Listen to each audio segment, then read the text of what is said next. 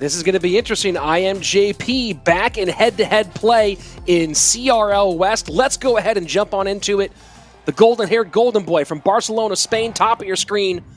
And Morten down at the bottom. Morten, of course, having one of the top lifetime win rates in head-to-head play in CRL. Career 65% in CRL head-to-head 1v1 and King of the Hill play. Yeah, and getting close to 1.5 million cards won. Loses by 1 HP at World Finals, and he wants this. So slow playing to start things out. R-barrel cycle for JP, who took some time away from the West, went and played with Kicks in CRL Asia last fall. Had a pretty good time over there. Some pretty solid performances, especially later in the season. Happy to be back with this all-Spanish squad, though. Yeah, I'm happy to have him back in the West. I'm happy to be back casting his matches, and I'm also happy that you said golden-haired golden boy, because I wasn't going to say it until you did. Because I know you coined that years ago, and I just couldn't do that to you.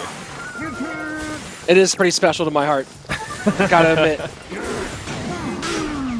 Dark Prince comes across, and Dark Prince Baby Dragon to say bye-bye to the Night Witch. Is JP going to double down on this one? Still at the bridge in the safe spot. And there you go, Graveyard in. You call it, and I think that Morten had a feeling it was coming. He plays those skeletons early, but I wish he would have played the skeletons a little farther back, because they get eaten up by that Baby Dragon Splash. And a ton of damage comes in, but a very high poison here to help clean up the counter push coming from Morten. JP comes out with a huge Haymaker to start this game. And Haymaker's a great term, Andrew. We talked about this back in the CRL EU days. JP is a big hit player. There are certain players who go for big moments and are pressure guys, go for the kill, and JP is a go for the kill kind of guy. He's going to get this tower down. The big question now is, how does he defend this massive golem push that's going to come on the left-hand side? I'll be honest, I'm pretty sure that Dark Prince came down at the exact same second as the golem, so I don't think he was even going in for the kill yet. But the Dark Prince, I think he was doubling down on that Ice Wiz push, as you were talking about how aggressive he can get, and now has a lot to deal with in this left-hand lane. Not sure if he's going to be able to, though. I think that Dark Prince might have been a bit of an overcommit.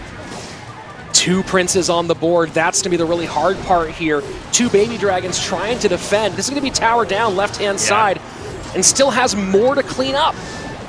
Yeah, and he needs to drop more elixir into it. You see right there, the bar barrel comes down. Now going to tank for those Baby Dragons just a little bit. Morten does the correct thing. He resets towards his Princess Tower and is ready to keep going on offense.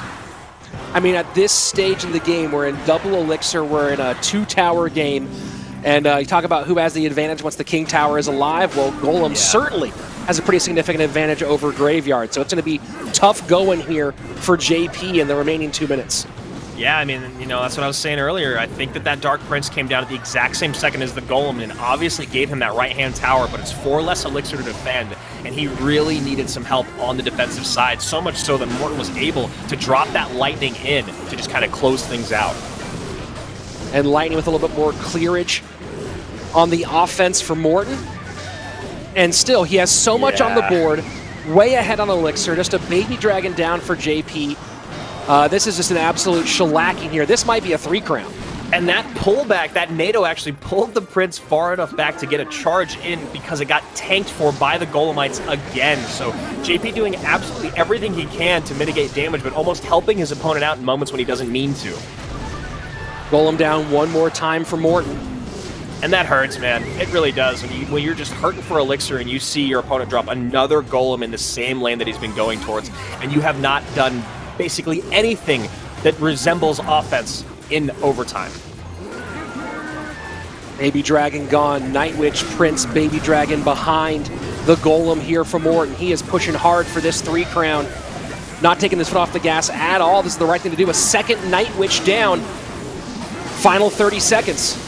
Right, because that's the worst case scenario here, man, is that he ends up winning the draw. He takes the 3-crown because they need it. SK needs as many crowns as they can get, and Morten has the correct idea, but I don't think he's going to be able to get there with only 20 seconds left. Lightning trying to make a little bit more room. Maybe he goes in with the Prince here.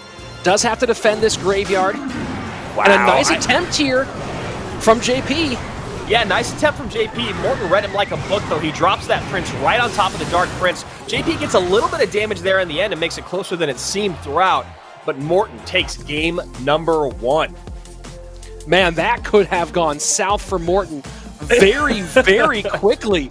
Just able to keep that dark taking just a little bit longer. You saw the Barb Barrel trying to pick up the tankage from the King Tower as well.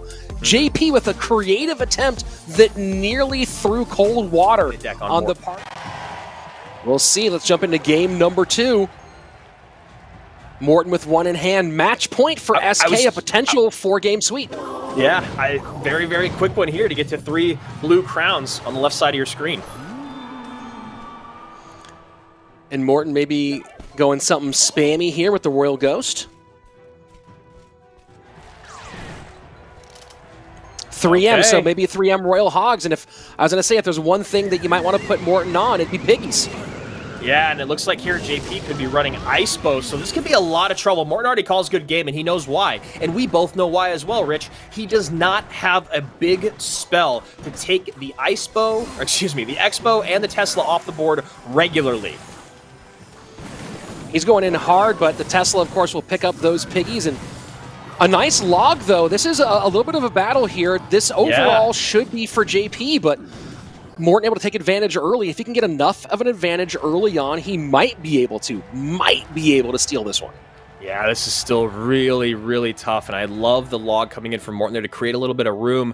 JP, though, responds with a log in kind, takes the Musketeer off the board, and that was Morten's chance to bring that tower well below 1,000 HP. Royal Ghost cycles to the right-hand lane. First 90 seconds passed. This is going to be and a JP very, set very up the first defensive expo. Tough couple minutes here for Morten.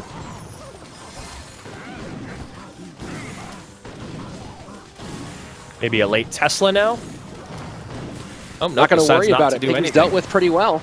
Yeah. A little bit of splash, though, coming in here from the Hunter, and now log out of cycle. Morten going to do whatever he can to take advantage of that, but not going to be a lot. Yeah, this is the phase in the game, and now as the deeper we get towards triple elixir, the harder it's going to get on Morten's side. So he needs to take advantages of this next 2 minutes the best that he can, and hope he can create enough of a lead that the rocket cycle can't take it back. Yeah, and that's what he needs to do. He needs to keep up enough pressure and play these interactions well enough and stop counter pushes so that his opponent does not get a big enough elixir lead to play these buildings comfortably and start rocket cycling out. You know, Andrew, the big question for me is at what point are we going to see Ice Bow versus Ice Bow? It feels like it has to happen at some stage.